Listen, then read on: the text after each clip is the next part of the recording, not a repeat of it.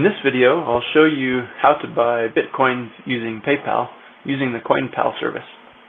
First, go to coinpal.endrix.com and you'll be presented with this order form. In order to make a purchase, you have to have a verified PayPal account. So I'll enter my verified PayPal email address in the form. And then I'll confirm my email address by entering it again. I want to buy 10 Bitcoins, and I'll enter my Bitcoin receiving address there. I click continue. It presents me with the details of my order. So the exchange rate right now is 30 cents for 10 Bitcoins. That's the purchase price. PayPal is going to charge 39 cents in fees, so those are passed through to you. Then a convenience fee for using the service, the grand total, and the effective exchange rate for this purchase. That all looks good to me. I'll click continue. Now it tells me that they sent me an email, so I'll go look on my email. There it is. And there's this link here. For the sake of the demo, I'm going to copy and paste my confirmation link back to my other screen here. So I confirm my email. It shows me the details, 10 Bitcoins for $3.48. Yeah, that's right. That's what I agreed to before.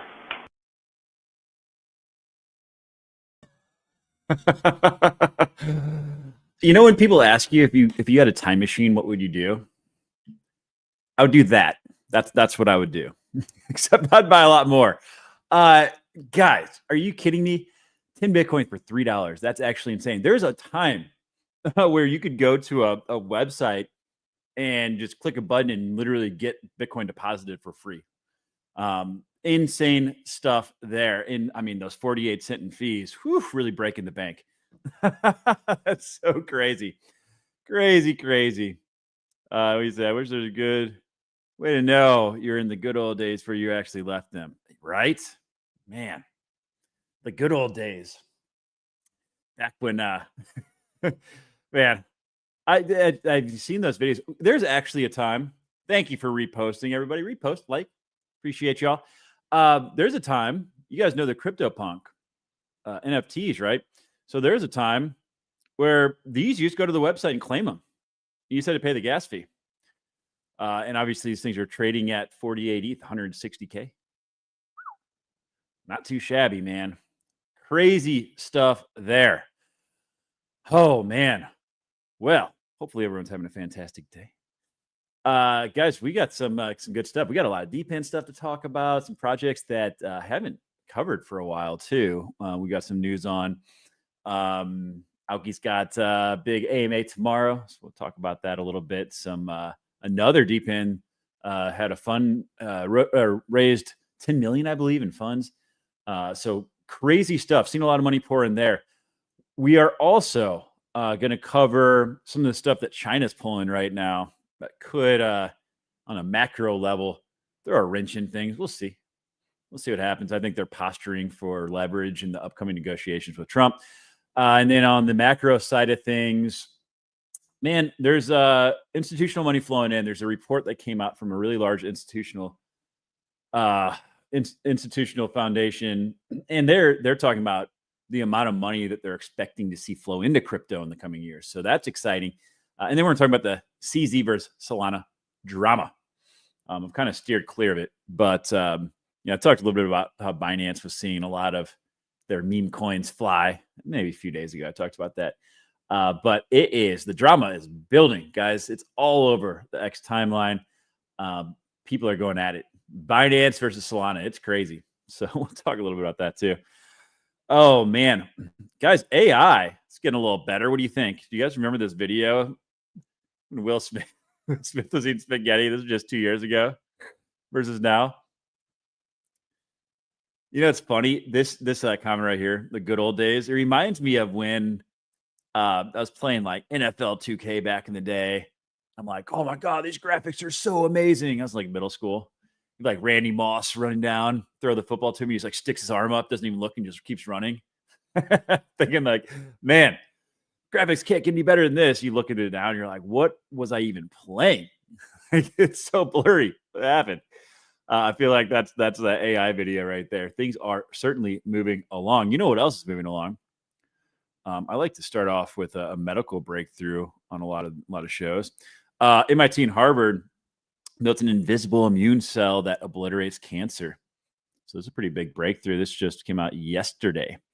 Says that MIT and Harvard scientists have created engineered CAR-NK cells that hide from the immune system and are far more effective at destroying cancer.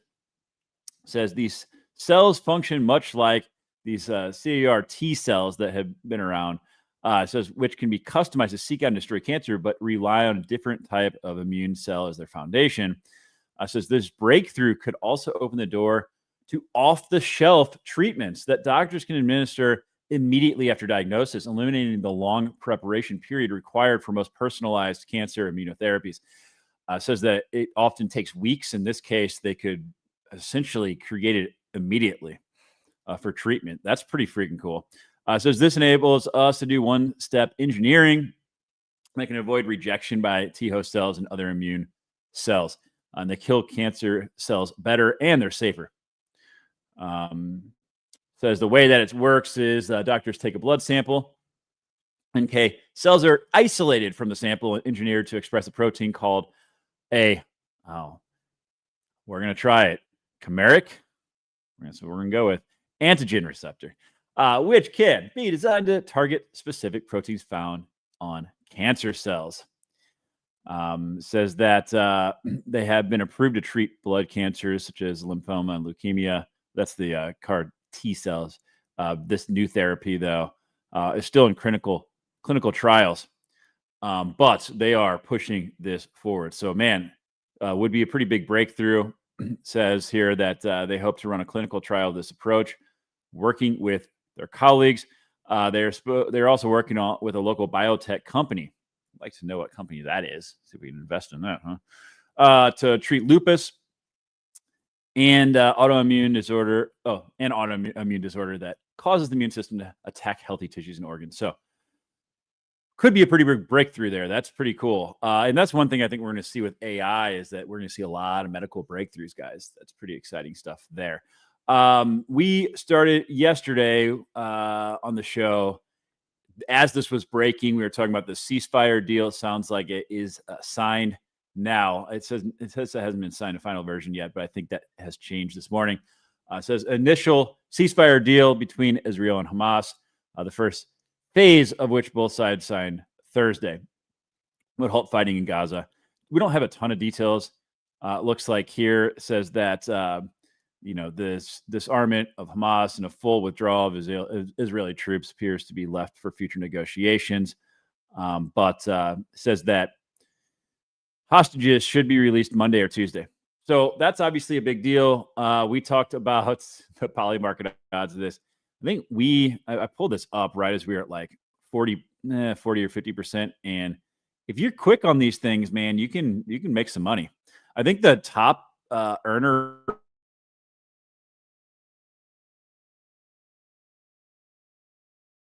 right. There we go. Sorry, I went into full screen mode on there next on my monitor. I think the top earner has made like $1 million on Polymarket so far. I saw something like that. I thought it'd be higher than that, but anyway, they might do an airdrop. I saw somebody was saying that Polymarket might do an airdrop for their top users. So some of the stuff we cover, man, we find some pretty good odds on there. Might be worth throwing some money at it. Here's the deal with China, though, and this is a pretty big deal. We have to see what comes of it. So they are tightening export rules for crucial rare earth minerals. It says that China has tightened export controls on rare earth minerals, critical for advanced tech manufacturing as trade negotiations continue. So it does say that China processes around 90% of the world's rare earths. So this is an important distinction to make. They're not 90% of the mining, but they are 90% of the processing of the rare earth minerals. And that's the part that I think a lot of people miss. And it takes years to ramp up that processing. But here it says that goes into everything from solar panels to smartphones, a key bargaining chip ahead of the expected meeting between Xi and Trump later this month.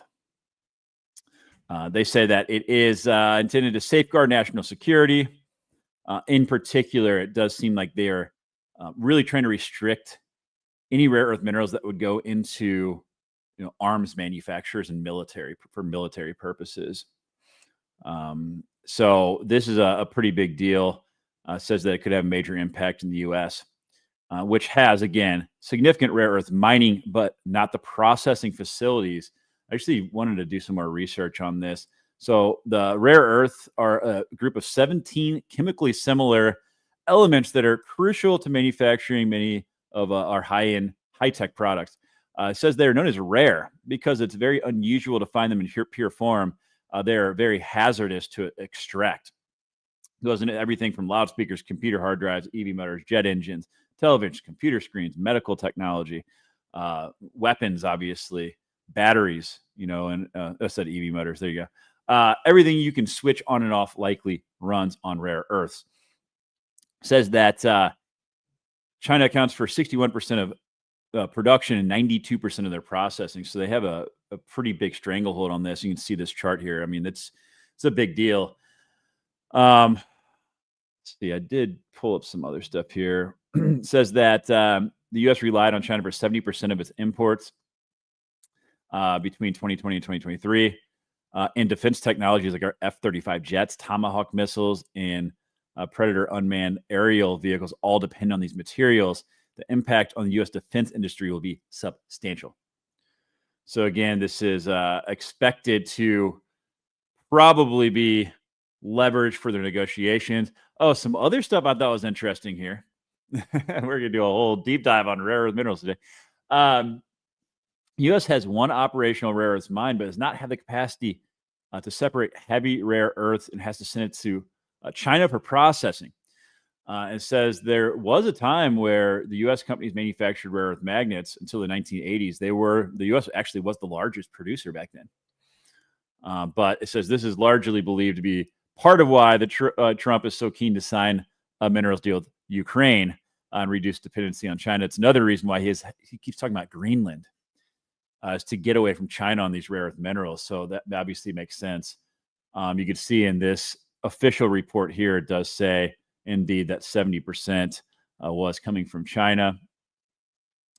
And of course, this is all happening as China is really de-dollarizing, getting away from the US dollar. So, there's an article that came out not long ago, but talking about how China is trying to de-dollarize and reduce dependence on the dollar. It says, according to The Economist, China is ditching the dollar fast, with over 30% of its trade in goods and services now conducted in its own currency. And that used to be at just 1% not long ago in 2010. Well, I guess that's 15 years ago now. That's crazy. But they're obviously making a concerted effort. The increasing weaponization of the dollar, and this is something a lot of countries are pissed off about. The U.S. puts sanctions on all these countries because they've been so reliant on the U.S. dollar, but says the sanctions and tariffs are pissing people off, basically. Has exposed vulnerabilities of relying on a currency controlled by a single nation.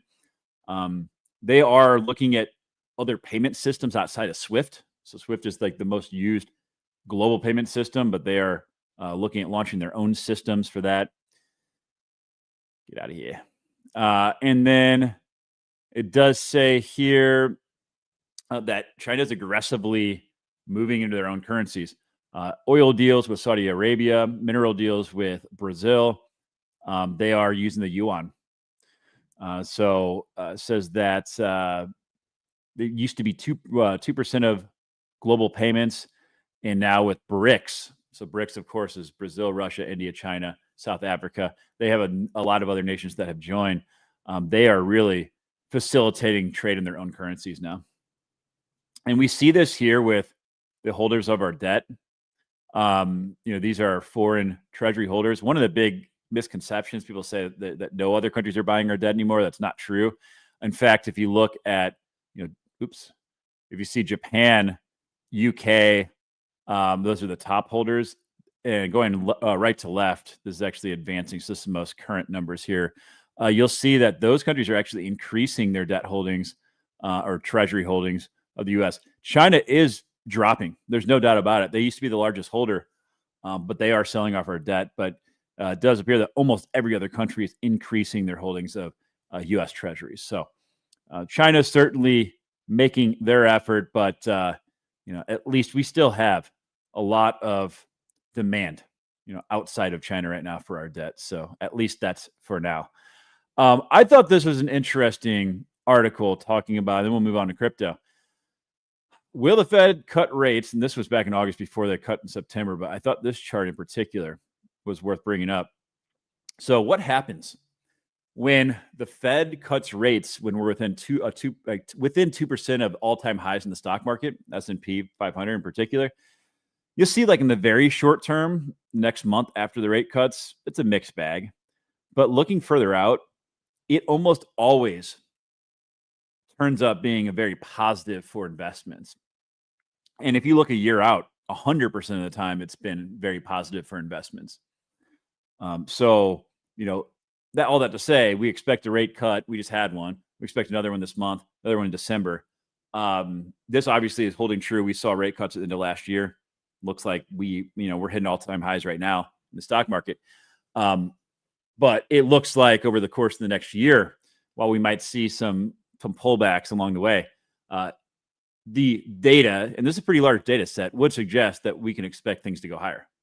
Okay, so I know a lot of people are calling for recession next year.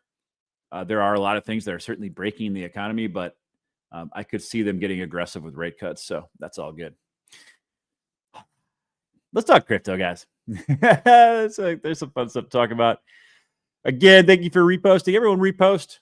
Follow me on YouTube if you haven't already. Actually got a bunch of new subscribers over the last couple of days because I put out a rover video. We'll talk about that in a minute.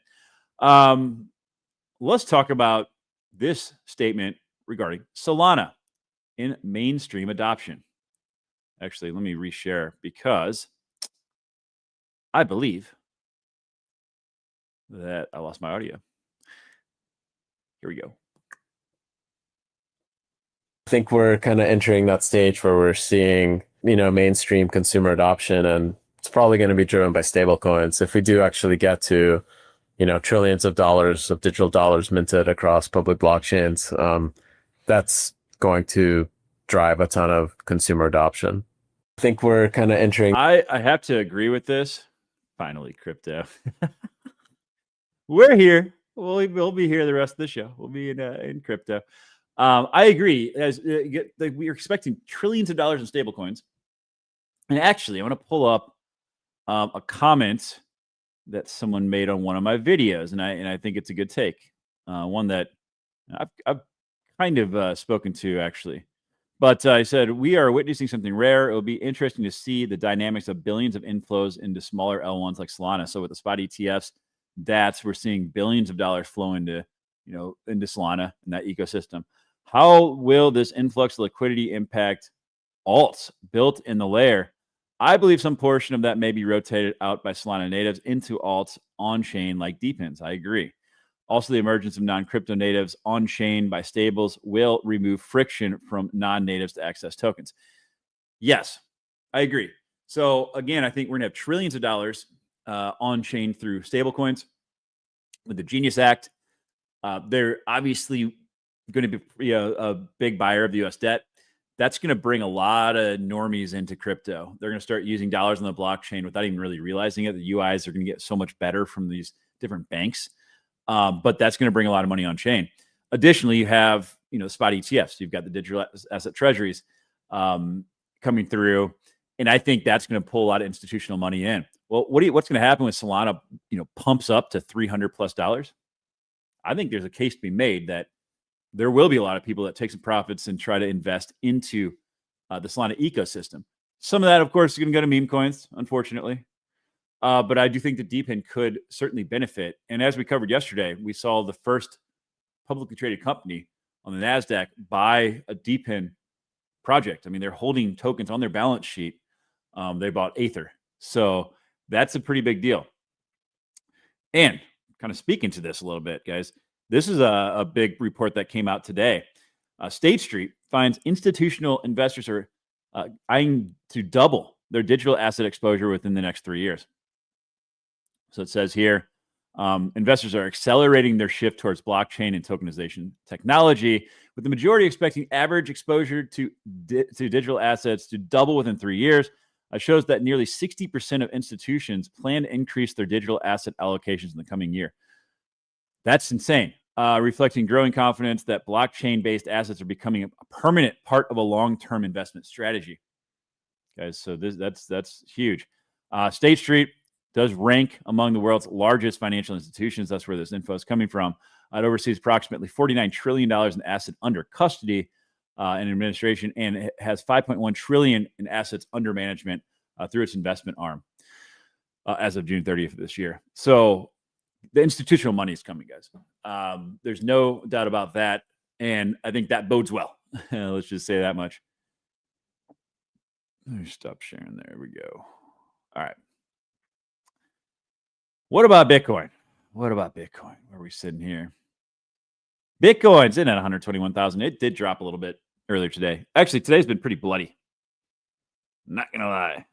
It hasn't been a pretty day, but that's okay. $121,000 per Bitcoin. Some big news coming out of Bitcoin actually today. Luxembourg is the first in the Eurozone to actually invest in Bitcoin in the form of a Bitcoin ETF. So they invested through their sovereign wealth fund, so 1% of their fund. It goes on to say that 1% of its holdings in the Bitcoin ETFs, first one to do it. European nations, Finland, Georgia, and UK also hold Bitcoin, but they got that through criminal seizures. So this is obviously very different because they went and purchased it.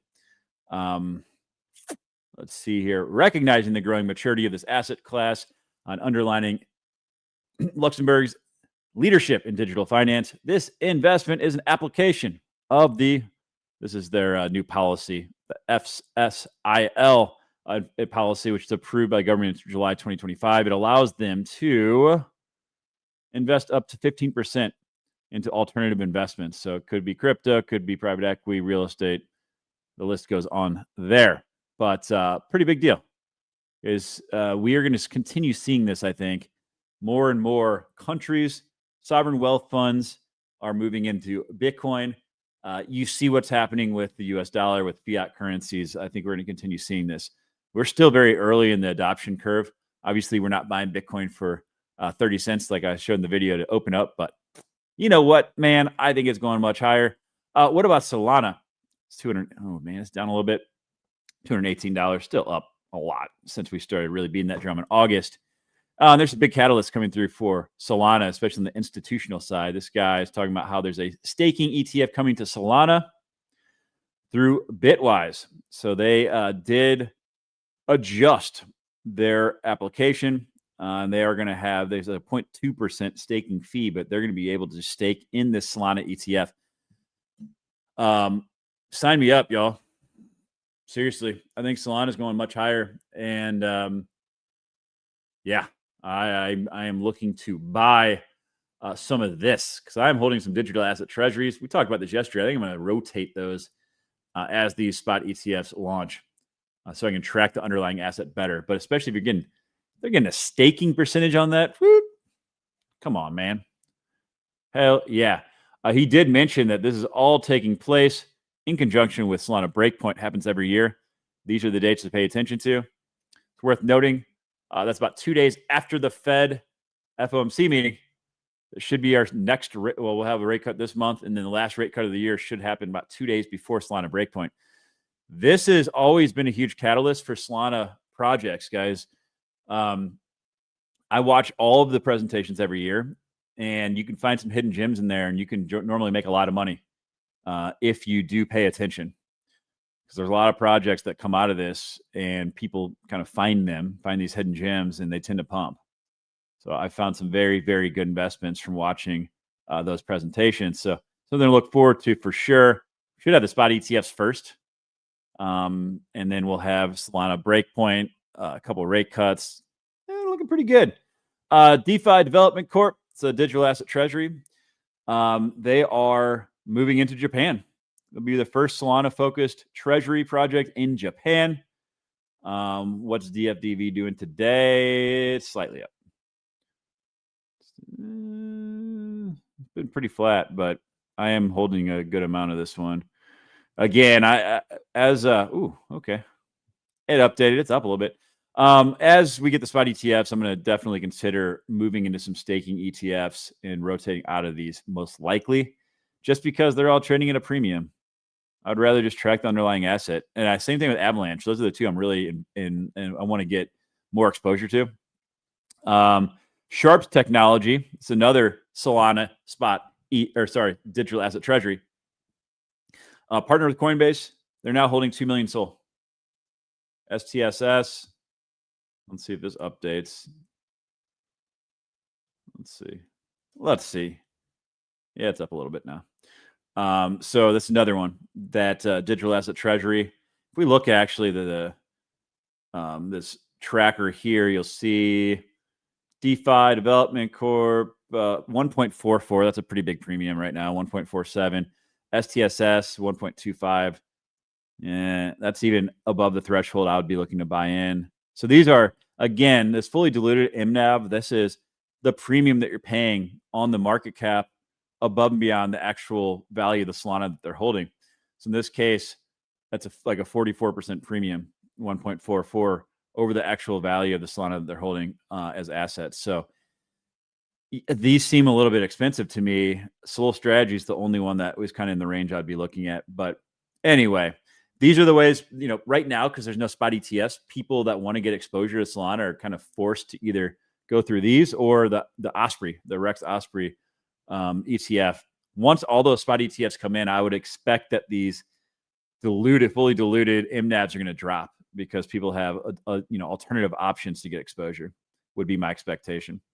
All right, let's talk about the drama that's going on. Aster versus Hyperliquid. So Hyperliquid has been around for a couple of years, guys, and it's been very organic growth. They've got a lot of volume going through. It's kind of the Solana version of this, the DEX wars here. And it continues to lead the market. Out of nowhere, Aster kind of popped up. And from my understanding, it's based on Binance. It really has moved because CZ with Binance started just pumping it, right? Started tweeting about it. And I think that it was very calculated on his part because he saw the success that Hyperliquid was having on Solana. And obviously, I think he wants the BNB, the Binance ecosystem to thrive. So it seems to me, and I've been following this pretty closely for the last couple of weeks, but definitely seems like CZ is just trying to throw water on Solana. From what I'm hearing, and I haven't used Aster's platform, but I hear that it's not that great. I'm sure it'll improve. But I think the vast majority of the movement has been just because of CZ pumping it. There's also a large percentage of the tokens held by a couple of wallets. But what we're seeing over the last really couple of weeks now is that a lot of people are posting this chart showing all this liquidity, like Solana liquidity, flowing over to BNB. And we've been seeing this. I covered the BNB meme coins that were going absolutely parabolic. And then, we saw Hyperliquid really start to lose some momentum. Hyperliquid had been doing quite well before this. And it's obviously down, almost 20% on the month. And a lot of this, I think, is, a lot of people saw this, happening with Aster and started putting shorts on Hype. So the question is, and I think the question in a lot of people's minds are like, okay, who's going to win out here? Can CZ continue pumping it? There's a lot of volume on Aster right now, but people are saying that it's like manipulated and not organic, or inorganic, I guess would be the correct term there. But I think most people, or a lot of people, think that Hyperliquid is going to bounce back. Obviously, I think it's a lot of people that are frankly fighting back and forth based on what they have in their bag. Okay. But we saw this big correction today in Aster. So really over the last, just today, down 15%, things are bleeding out. And that has also caused a lot of these memes. If you look over the last 6 hours here, a lot of these memes that were printing crazy money are just dropping off a cliff on Binance. So you're seeing a lot of this bleed out, and I think people are getting a little pissed off. There's a lot of people that kind of have these victory laps right now. This guy was calling it. He's like, "Oh, Solana's coming back. Everyone's coming back to Solana." He's been posting about this all day. Yeah, they really stood the BNB trenches and meant it, talking about Aster dumping, Solana won, you know, me trading on Solana next week after everyone is bridged back from BNB, you know? So we're seeing a lot of that. And then you're seeing, you know, people on the other end, like this guy, Shillin Villain, he's been all about Aster and the Binance side of things.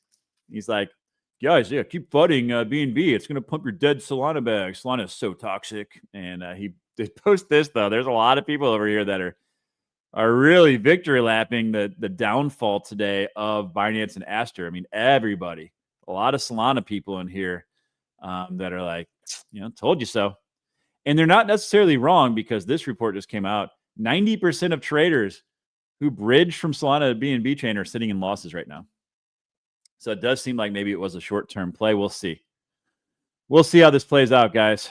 But that is the drama. It is really CZ pushing against Solana, and you're seeing it in real time. People are on both sides are trying to protect their bags, and they're getting pretty emotional out there. I thought about it. I know a couple people that made some serious money on some of the meme coins over the last week. I was thinking about funding a wallet with some BNB, and it's just been too damn busy. I'm kind of glad I didn't now, but we'll see. Things can change quickly, guys. What about the rest of alt season, though? Well, I like to pull up this post here.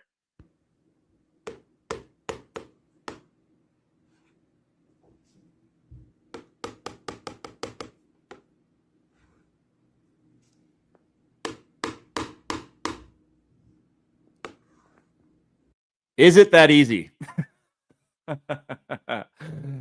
I don't know, man. I don't know. There's another post going around right now. I saw a couple weeks ago. Let's see if I can find it real quick. About this guy that like predicted. Oh man, he predicted the top of the market like to the day, and it was like 2 days ago, and he predicted this like years ago to the exact day. And I'm looking, I'm like, yeah, there's a Bitcoin all-time high on that day. Maybe there is something to it. Oh, here we go. I think this guy posted it just recently. Let's see here if I can find it. Here it is. Yeah, this is the guy. So this guy posted this, pretty crazy. Although I've read some comments that said that he's off on his dates a little bit. But this was posted back in 2023. And he said, okay, 1,064 days from the low to the high, from the high to the low, 364. Again, 1,064 and 364. And they're saying if this pattern continues, the 6th of October would be the all-time high. And sure enough, I'm pretty sure that's when we had a Bitcoin all-time high. So, you know, you got different trains of thought. This is pretty crazy, though. But I'm not in that camp myself. I think we go higher. We will see. What about DeepIn though? DeepIn fees are hitting all-time highs. This is from like a couple weeks ago. But it does go into talk about how, you know, Helium is generating between 330 and 370,000 a week in fees. GeoNet, they didn't even spell it right. GeoNet, a Cash Network, and Hive Mapper are the next largest in fee. And it says that despite the rising activity, DeepIn project tokens have continued to do poorly. Leading projects like Render, Filecoin, Helium are all down between 40 and 70%. Yes, we know. Okay, we know. The fundamentals are getting stronger and stronger. The token prices just aren't there. The question is, when are we going to see things come back to reality? We'll see. I mean, you could argue on the other end of things, though. I mean, for a long time, shit was way overvalued. There's no revenue. So now that, you know, go figure. Now that we have like fundamentals and revenue coming into projects, it doesn't matter. Funny how that works. Probably doesn't help that people just got wrecked on BNB and liquidated again on all the retail money got liquidated again. But you know what?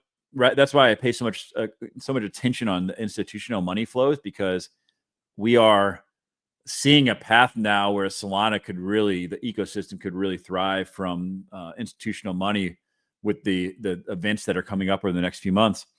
And I think that does bode well for DePIN. Speaking of DePIN, I am going to be doing with Havelo, we're going to do a quarterly, as of right now, that's what we're planning on doing, a quarterly series called Future of DePIN. So we're going to go through like 10 different categories, highlight 2 to 3 projects each, talk about why we like them, and just some high-level DePIN stuff as well, and some trends we're seeing. So it should be a pretty fun discussion. I wouldn't be surprised if it goes for an hour or two. We'll see. There's a lot to talk about, but I'm pretty excited about that. So that should be pretty fun. They do their coffee hour every Tuesday morning, but again, this will be kind of like a one-off thing from that that we'll do every few months. Let's see, a Cash Network. I'm bringing them up in the compute space. This is kind of wild, man. So H100s on a Cash are $1.18. So they're 87% cheaper than what you'd find on Azure. This response to this person right here, like, today I learned H100 instances would cost you $9+ an hour in Azure, AWS, and so on. I was living in a $2 world, $2 per hour world. So, guys, this is a really good illustration of what DePIN is capable of doing. On one end, I would say like cost is certainly a big benefit. You also have, with decentralization, in theory, less downtime, right? I think there's gonna be a lot of use cases with robotics where having less latency, having hyper local access to compute resources can be really big. Nils from Aoki talked about that on my space a few weeks ago. And I think you also have the ability in some cases to give better support, to your customer base. So there are certainly some huge advantages. And I think there's a lot of DePIN projects that are very successful right now. Guys, in a Cash Network, the price is down substantially. If you look at, where it's been in all-time highs, and fundamentally it's the strongest it's ever been. So it's another great example of that. They just retooled their tokenomics too, to, for their revenue to allow them to go net deflationary. So I think there's some really bright times ahead. We might look back at these prices on a Cash and be like, damn, should have hopped on that. We shall see. Another DePIN Grass has raised $10 million. So add them to the list.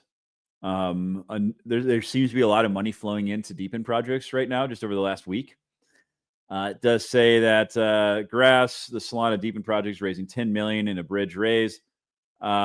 He further explained, at this moment, the way AI companies are training their models to scrape search engines such as Google. However, they can't deploy internet scale web crawls because they're blocked, but Grass offers a solution. And one of the things they're really looking at right now is getting ahead of the curve, because they want to not only be infrastructure for training data, but also inference data. So that is the big shift we're going to see with AI and compute. Is a lot of focus has been on training. Like the near future, we're going to see a lot more inferencing, or actually interacting and running the models themselves, as opposed to training. We're going to see a much higher percentage of compute resources going for those, for inferencing versus training. So they're trying to position themselves for that. I did look a little bit more into this.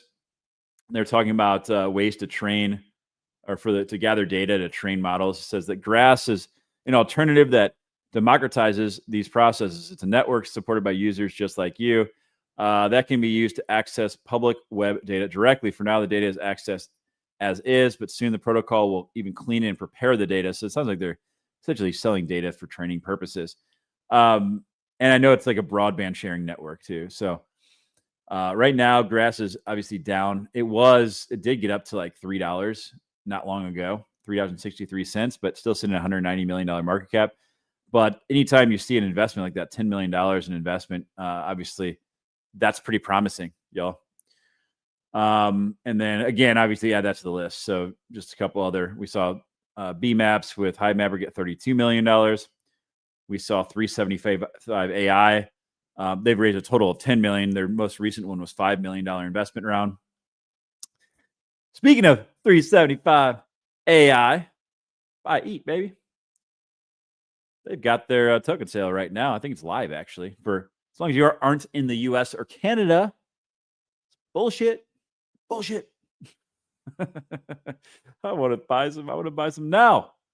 But guys, this is going to be a good one. And again, if you are eligible, you have just opened up today, 7.5 cents per token, fully diluted valuation at 75 million. Woo! If I wasn't in the US, man, I would be buying.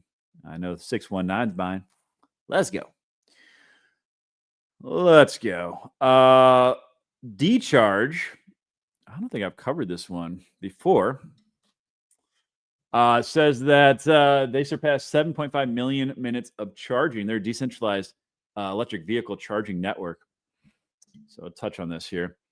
D-Charge now crossed 2.5 million cumulative charging minutes. Set aggressive targets to capture the rapidly growing EV infrastructure market. Says the math works. So basically, you can invest in charging stations, and then you get a percentage of the revenue. Says just 4 to 6 charging sessions per day is enough to repay the device cost within a year.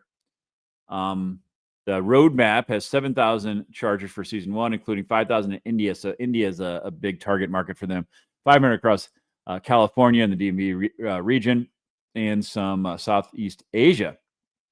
And 25,000 chargers projected by the end of 2026. So I wanted to look a little further into this project. Looks like they've got a few different options. They got this Beast option that's $749, but they have, it looks like, several options here.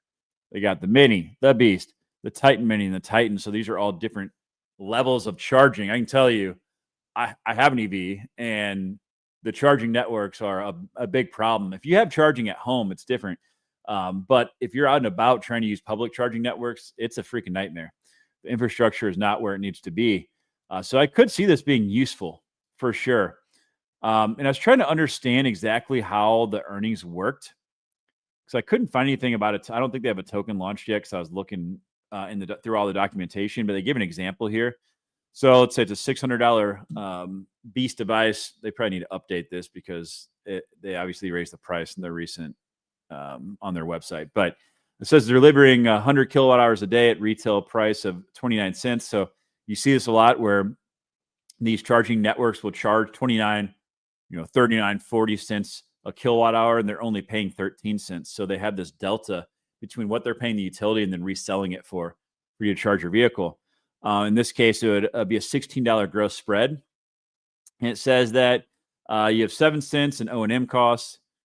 There's $7.97 that goes to the community investor pool, $4.78. So D-Charge takes a 30% fee on this, and then the host gets 20%. So the example they use, if you're a crowd investor, that you would in 75 days recoup your investment, and that would come out of this $7.97 pool.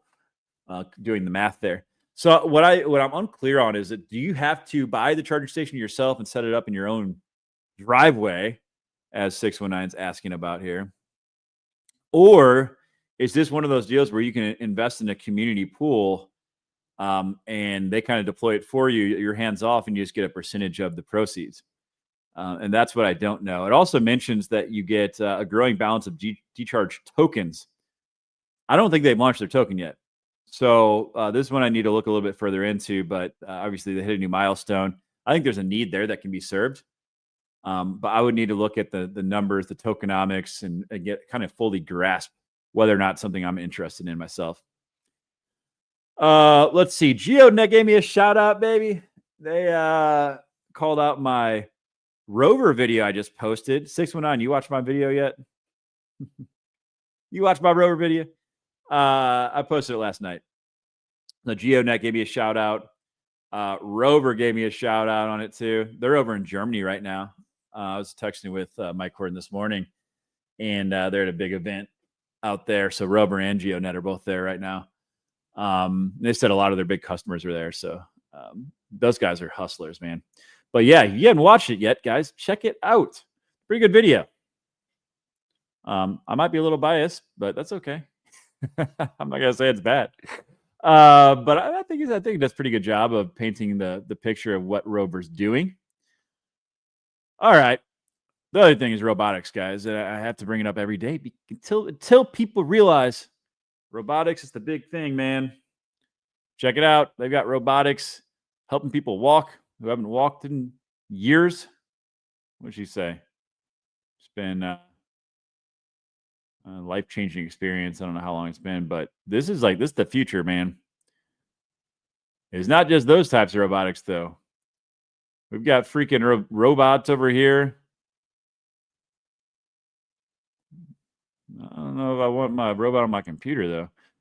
They're picking up boxes. They get on my computer, start sending emails and stuff that I don't want them to send. No. Stay away from my computer, robot. But it's got a box there. I think they show it like doing dishes and stuff. It's pretty wild, man. They're like, I saw one that was like cleaning people's houses, like taking out the trash, doing the dishes. I'm like, I could deal with that. Come home, like your house is clean. I'm like, all right, I can get on board with that. This one, they launched their all-weather robot. Deep Robotics did. So your robot can take a shower. That's cool.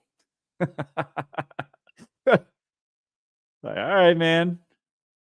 Put your clothes on, bro. Jeez, we're in public. You got Mark Cuban out here talking about robotics are the infrastructure we need to invest in. Yeah, we do. Oh, look at this guy down here talking about Silencio, Nadix, Aoki. I like it. I don't know the DMTR. I'll have to check that one out. See what's going on there. And Aoki, of course, guys. You know, that's the one that we need to be keeping our eye on. I did move a bunch of funds into Aoki yesterday. And I do want to continue buying more. I just think that when it comes to robotics, it's as clear as day to me. Like back in August when I was like, Solana is obviously going to be a winner here when it's like $170. That's how I feel right now about robotics. And I think Aoki is it seems to me like robotics is just it's so clear. That's where things are going. And I think Aoki is going to be the leader, if not one of the leaders, the leader in the DePIN space. They're doing big things, guys. I would highly encourage you to go to their website, join their Discord, okay? And tomorrow, join their weekly announcement, guys. Okay, they have it tomorrow morning, depending on where you are in the world, I suppose. I'm Central Time in the U.S. It's 7 a.m. for me. So, guys, sign up, check it out. They share some serious alpha. Look at Cohen out here. Signed a pilot signed with a Fortune 500 company. Dude, they're crushing it. It is actually insane. So, guys, get on Aoki, all right? Obviously, not investment advice. You got to do what you want with your investments, but it's got to be on your radar. Research it. It's going to be a name that you're going to come to know and love. And love, too. I'm going to force you to love it. And then, lastly, we moved our AMA back 2 weeks. I talked to Ariel yesterday. They've obviously had some big announcements so far, but they've got a lot more coming throughout October. So we are pushing it out because he wants to be able to talk about everything they're going to be announcing over the next couple of weeks. I think we have like 100 people so far enrolled for this AMA. So if you haven't already, man, definitely make sure to set a reminder for it. And it should be a good discussion. We've got some big news above and beyond what's already been announced. So there's some big things coming for HiveMap. Exciting stuff there. Let's go. Oh, man. Cover some ground today. Hopefully everyone's having a fantastic day. It is Thursday. I think this is episode like 78. We are making our way. I'm excited. We're making our way to that 100 mark. Woo! If only we had that time machine to go back in time and buy Bitcoin at $3. Well, that's okay. As we are on the front end of robotics on DePIN, we're very early stages in this stuff. We've got stuff coming. When's the HiveMap or Town Hall? When is it? It's going to be October 29th, Wednesday. Are you talking about the AMA? Oh, thank you. Look at that. Thank you. Everybody, stop the tapes. Thank you. Appreciate it. Yeah, guys. So yeah, if we only had a time machine, you know what, guys? Even if I had bought 1,000 Bitcoin back in the day, I'd be doing this stream. I love it, just from an island somewhere. Oh man, appreciate each and every one of you. Make sure to like, retweet, also subscribe to me on YouTube. Okay, check out that Rover video for sure. Very bullish on Rover and where that's headed. And then robotics. Peace.